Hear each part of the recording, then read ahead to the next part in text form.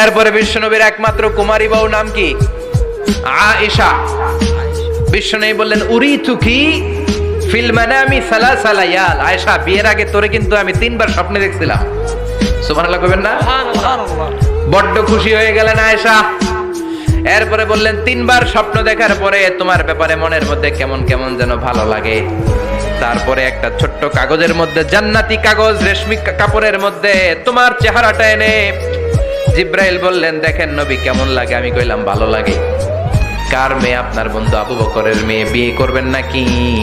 বিশ্বনবী বললেন ও জিব্রাইল, তুমি যদি ঘটক হও, আল্লাহ যদি হয় কাজী, আমি মুহাম্মদ বিয়েতে রাজি। সুবহানাল্লাহ। সুবহানাল্লাহ পড়েন। সুবহানাল্লাহ।